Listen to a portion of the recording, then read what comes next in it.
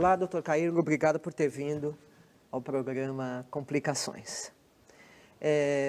O senhor cuida de assuntos ligados a finanças públicas, economia, há quanto tempo? Tem bastante tempo. Eu acho que eu comecei por volta de 1980, na área pública, né? Tá bom.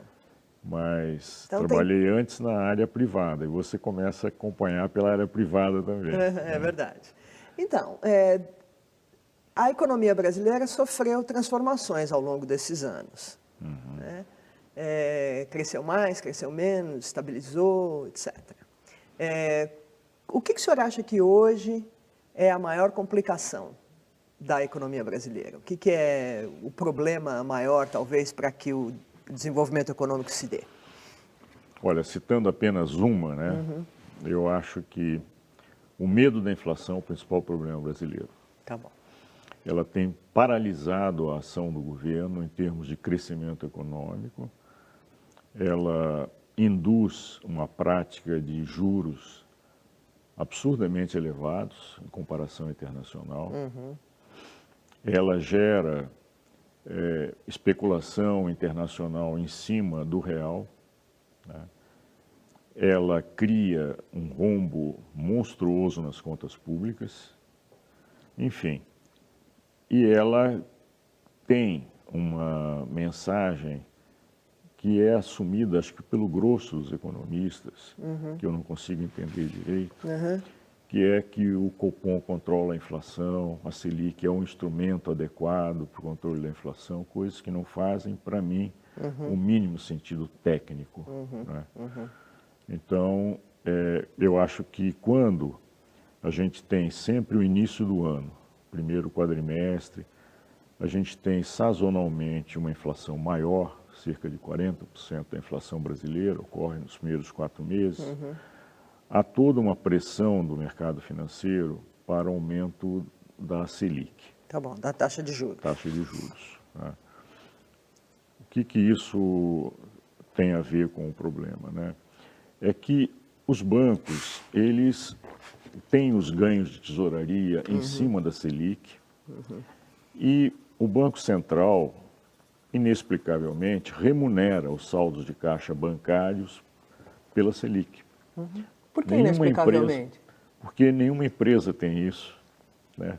Entendi. Aí vale até a pena criar uma empresa só para ter os saldos de caixa dela, né, remunerados pela Selic. Quer dizer, isso é uma anomalia na economia brasileira. Você está dizendo que fora do setor financeiro, os saldos de caixa não são remunerados? Não são remunerados, eles são saldos de caixa, como os nossos, né? Exato, é o dinheiro que sobra.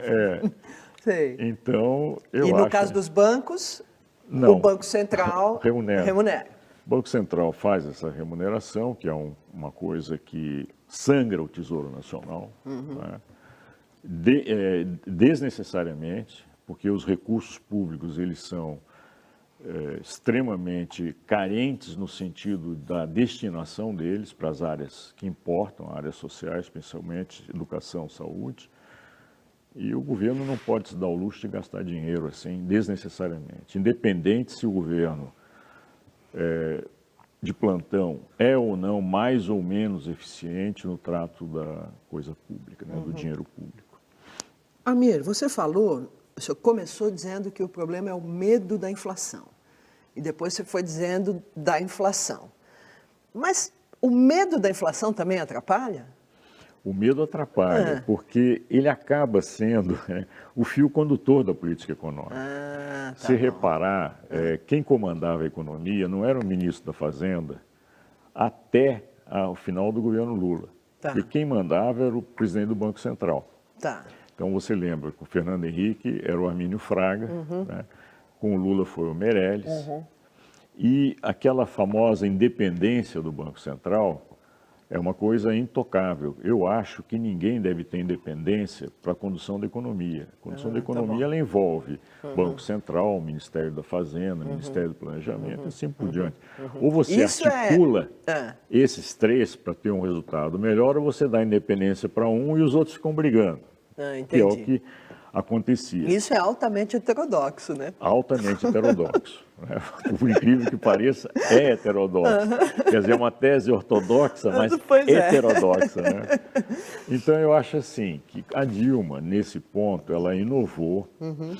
Talvez ela tenha feito isso porque ela conhece mais economia do que Fernando Henrique na época e Lula, que não eram da área econômica.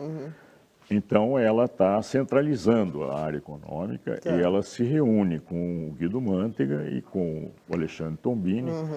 Que é o Também presidente do Banco houve Central. opinião de outros economistas de fora do governo. Eu acho que a melhor política é quando você procura articular da melhor maneira possível os problemas e não deixa que haja briga nas equipes. Porque essas brigas, elas desgastam a imagem do governo, ela cria um clima desfavorável que desce do primeiro para o segundo, para o terceiro escalão, entende? É muito complicado.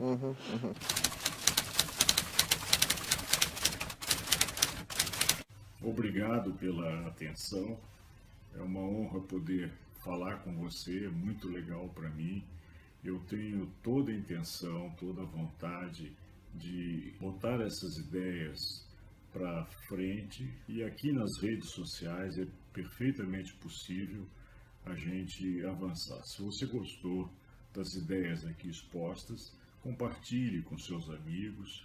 Aqui nessa bolinha você pode se inscrever no YouTube e ali você pode ver vídeos anteriores. Muito obrigado.